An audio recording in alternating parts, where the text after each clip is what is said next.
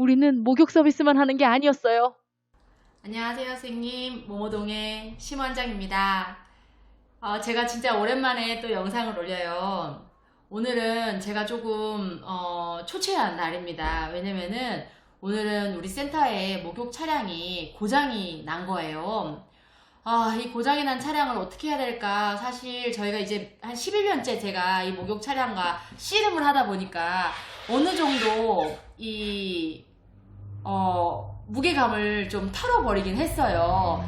그냥 또 고장이 났는가 보다. 이렇게 생각을 하기는 하는데요. 그럼에도 불구하고 목욕차가 고장이 나면 사실상 방문 목욕 시스템의 목욕 서비스는 올 스톱이 되는 거예요. 모두 다 중단이 되는 거죠.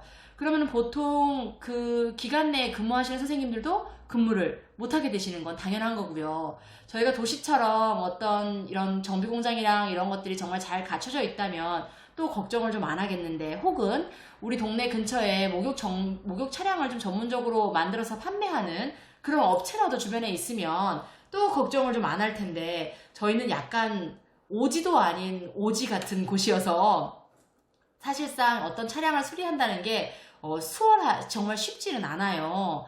오늘 같은 경우는 보일러 고장이에요. 저는 사실은 좀 일정 부분 이 차량을 만드는 분들의 좀 세심함이 좀 없지 않았는가, 이런 생각도 좀 합니다. 왜냐면은 이 보일러가 사실 고정돼 있는 장소에 있었어야 되는데 이게 차량 안으로 들어오게 되면서 사실상 이 보일러 고장이 잦은 문제 중에 하나로 일어나게 되더라고요. 그 전에 제가 지금 차량을 한 3번 정도, 3대 정도 구매한 상태인데요. 그 전에 제가 처음 차량을 샀을 때 그 차량이 물론 지금처럼 어떤 신식 구조를 갖추지는 못했지만 그 차량은 굉장히 튼튼했어요. 한 번도 말썽을 일으킨 적은 없었거든요. 근데 그 차량이 말썽을 일으켰던 거는 겨울에 이 배관 쪽으로 물이 얼었던 그런 적이 있어요. 그런데 오늘 같은 경우는 보일러가 터진 경우라고 말씀드렸잖아요.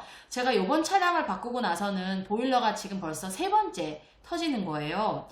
이유를 곰곰이 생각해 보니까 이 보일러에 물이 들어오고 물이 나가는 그 시스템 안에서 어떤 압력을 제어해주는 이제 그런 게 좀 부족했다고 생각이 좀 들고, 또 첫 번째는 이제 두 번째는 이 보일러가 한 곳에 있지 않고 차량으로 다니면서 이렇게 움직이니까 거기서 오는 어떤 약간의 충격으로 인해서 지속적으로 이렇게 충격을 받다 보니까 얘네들이 거기서 또 문제가 또 발생한 것 같기도 하고, 또 세 번째는 원래 이 보일러 자체가 좀 약하기도 했던 것 같아요.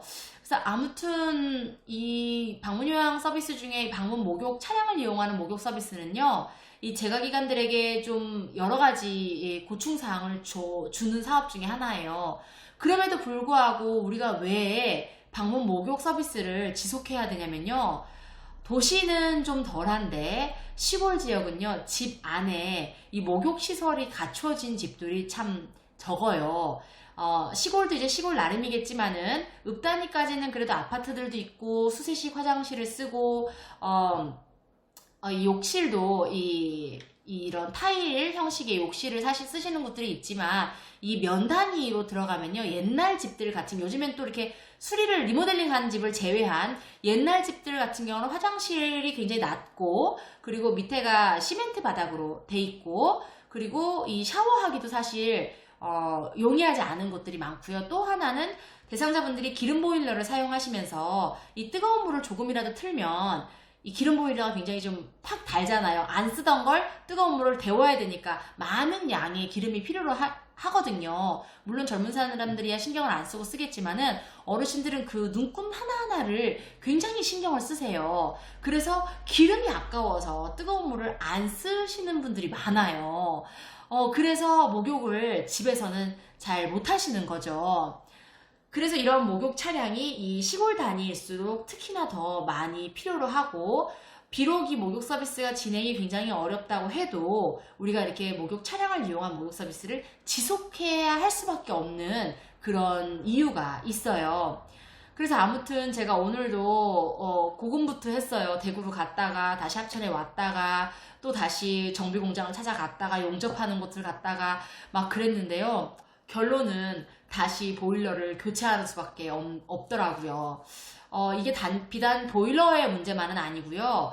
이 차량 목욕은요, 차 안에 욕조 시스템이 갖춰져 있어요. 그 욕조는요, 리프트랑 이렇게 함께 설치가 돼 있어서요, 욕조를 올렸다가 내렸다가 할 수가 있어요. 욕조를 올렸다가 내렸다가 하는 이유는요, 낮추는 이유는 대상자를 이 휠체어나 이 공간에서 욕조 안으로 앉으시기가 용이하게 하기 위해서 이 리프트를 낮추는 거고요. 리프트를 높이는 이유는 대상자가 목욕을 하는 동안 이 요양보호사 선생님들의 근골격계 질환을 예방해주기 위해서, 그래서 우리는 리프트를 올려서 목욕을 시켜드려요. 그런데 이게 리프트도 기계잖아요. 그런데 이 방문 목욕 차량 안에서 목욕이 진행되다 보니까 이 목욕 차량 안은 또 하루 종일 습하거든요. 그러니까 이 기계도 사실 또 종종 고장이 나요. 이 리프트에 대한 고장뿐만이 아니라요, 목욕 차량은요, 또 어떤 일이 있냐면요, 이 리프트와 이 목욕 욕조를 고정시키잖아요. 이 고정시키는 부위에 철판들을 연결시켜서 용접을 해놨는데요, 이게 또 약해요.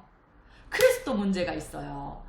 또 어떤 문제가 있냐면요, 방문 목욕 차량은 히터가, 우리가 이제 목욕 차량 안에 이제 히터가 있긴 하지만 어르신들이 추운 날 일단 옷을 벗으니까 목욕을 시켜주는 사람은 하루 종일 목욕을 시켜야 되니까 좀 덥고, 목욕을 하시는 분들, 우리 집에서도 사실 샤워하고 딱 나오면 딱 추워짐을 느끼잖아요. 어르신들도 이 목욕을 다 씻고 나서 물을 다 끄고 닦아드릴 때 사실 갑작스럽게 이제 좀 추위를 느끼시거든요. 근데 히터가 또 빵빵하게 틀 수도 없는 상황이에요. 그렇다 보니까 또 이제 좀 그런 부분에 대해서 또 좀 문제가 좀 있을 수도 있어요. 그래서 이 방문 요양 서비스 이외에 또 방문 목욕, 또 특히나 차량 목욕 서비스들은요, 지금 제가 말씀드린 거 이외에도요, 정말 다양한 문제들이 있어요. 그렇지만 우리가 이 방문 목욕 서비스를 할 수밖에 없는 이유는 대상자가 꼭 목욕을 원하기 때문이에요. 대상자분들이요, 그냥 집에서 우리가 간단하게 하는 샤워 혹은 아무도 샤워를 시켜줄 수 없는 상황에서 목욕이 필요로 할 때 요양 서비스는 받지 않고 목욕만 누군가가 시켜준다면 내가 집에서 머무를 수가 있다라고 요청이 올 때, 이러한 다양한 상황이 있을 때 우리 목욕 서비스가 꼭 필요로 하기 때문에 없어질 수도 없는 서비스예요. 자, 오늘은 제가 급하게 영상을 찍어봐요. 목욕 서비스를 하면서 갑작스럽게 좀 문제가 생겨서, 선생님들도 우리가 이런 목욕 차량들은 어떠한 좀 고충사항이 있는가 혹시 궁금하실 수도 있지 않을까 해서 한번 영상을 찍어봤어요. 선생님 오늘도요, 하루 종일 고생 많으셨고요. 혹시 방문 목욕 서비스를 하고 계신 분들이 있고 또 고충사항이 어떤 게 있는지 저도 너무너무 궁금하니까 댓글로 좀 남겨주셔서 서로서로 소통할 수 있는 시간이 되었으면 좋겠네요.